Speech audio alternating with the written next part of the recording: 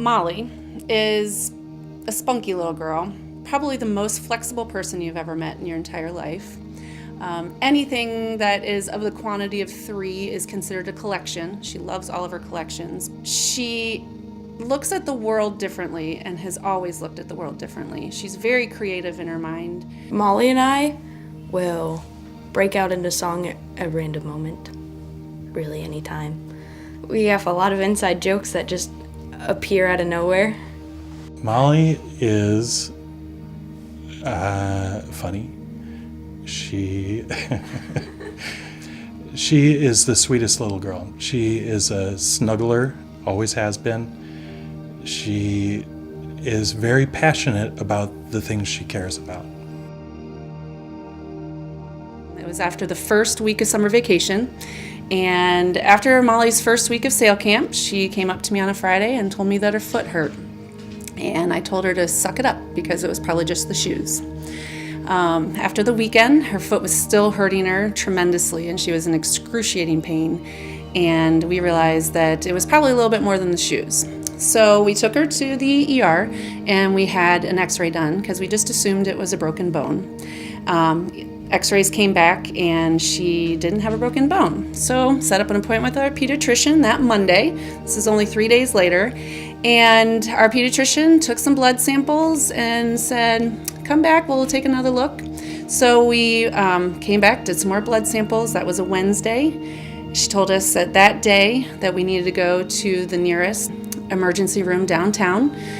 And so we drove to University Hospital's Rainbow Babies, and Molly was diagnosed with ALL, acute lymphoblastic leukemia, with high risk chance of recurrence.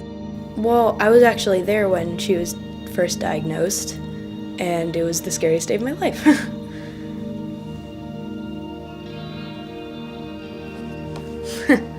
I had no idea what was going to happen or what was going on. When your child's diagnosed with cancer, everything else in your life just stops. It becomes the only thing that you do, the most important thing in the world. That first summer, we spent the whole summer in the hospital. Kelly was living with her grandparents most of the time. We had to go back in for 4-day treatments all through the winter, and then in February of 2016, Molly got really sick. She had a reaction to one of the medicines that shut down her liver. That's when you didn't think that things could get worse. The good news is we were the lucky ones. We made it through.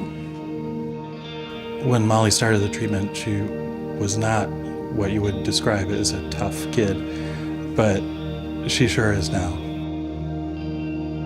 Molly said to me one time, "It's part of me now, and I think it's all for the better," as hard as it was while it was going on.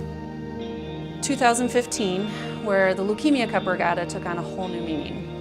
I didn't realize what went into it. I didn't realize the money being a fundraiser. I didn't realize how much change and how much we can help raise money for research. I now am very involved and want to be very involved in the Leukemia Cup for a long time. It's the best of two worlds, kind of combining being able to still sail and be a part of the sailing community, but then also being a part of the LLS community and helping raise funds is a kind of a no-brainer to be able to help in any way that I can. Thank you for supporting LLS. Thank you. I cannot thank all of you enough for all the time and energy that you've put into raising money for such a great cause. Thank you.